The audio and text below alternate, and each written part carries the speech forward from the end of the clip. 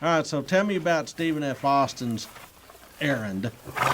Well, he arrives in Mexico City and tries to get in to see a fellow Farias. And he says, wait a minute, I thought he was going down to see President Santana. Well, the problem is President Santana likes to be the guy in charge, but he doesn't. He's bored by the day-to-day business of governing. So he goes down to Veracruz. He's down there. He's at Manga de Clava. Yeah, Mountain Estate, right? he's down there. He's a very avid. He fights roosters. He's a cockfighter. Yeah, he likes raising those chickens. And he does that. But day to day, he says, "Look, Gomez, you stay here and take care of the boring stuff." Now, what we need to know about Gomez Farias is that he is probably the most liberal person in Mexico. And he is a Federalist, and he is pro Texian immigration. Yeah, I mean, he would be pretty encouraging if you're a Texian settler. That's right. And when Stephen F. Austin tries to get in to see him, he puts him off. And having ridden all this way to Mexico City, Stephen F. Austin is having to cool his heels in a Mexico City hotel.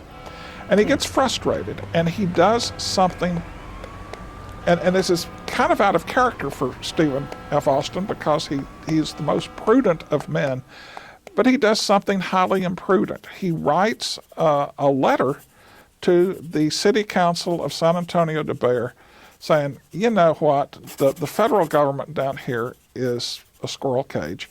Why don't you guys just go ahead and announce separate statehood and ignore the federal government? That is a terrible idea. And present them with a fait accompli, and at which point they'll go, well, blah, blah, blah, blah, blah. Okay. Now that's his plan. It's not a very good plan, but no sooner than he mails this letter, okay, Gomez Farias says, I can see you now, looking forward to it. I've been a fan of yours for years. What can I do for you? He sees the petition and he says, this all seems eminently reasonable to me.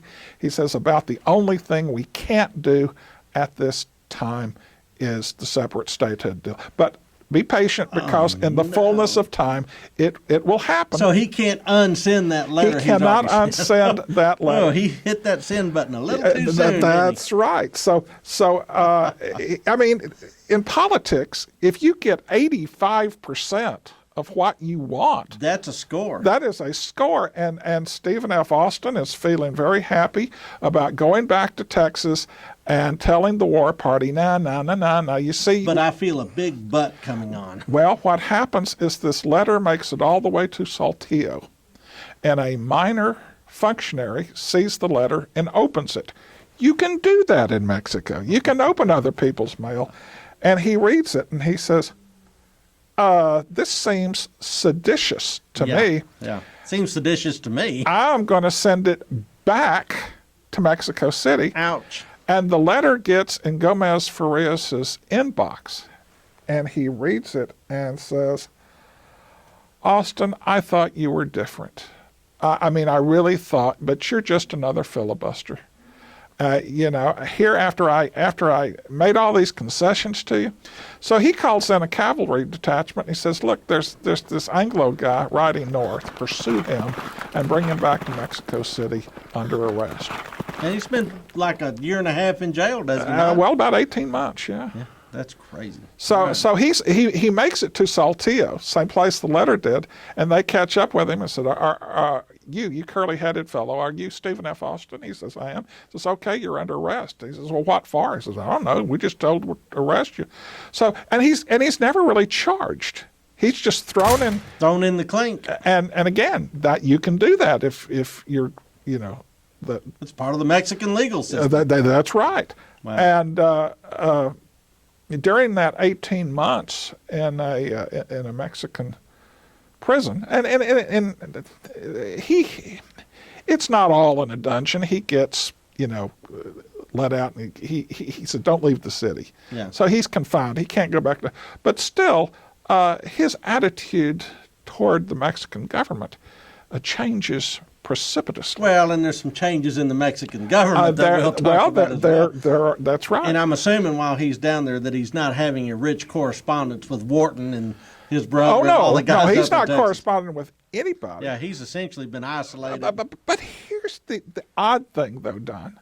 Even though they've arrested Stephen F. Austin, just about everything they ask for in the consultation of 1832 is granted. So the guys back in Texas are getting mixed messages. On one hand, these liberal reforms are coming down from the government, but at the same time, Stephen F. Austin remains in prison.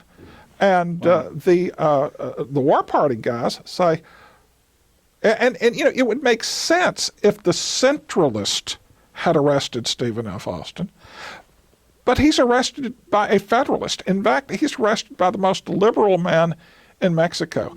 And the War Party makes the case, well, if these guys can't get along with Stephen F. Austin, they're sure not going to be able to get along with us. And it's all just the symptom of a schizophrenic government. All right, so we're going to pick up that schizophrenic government conversation next.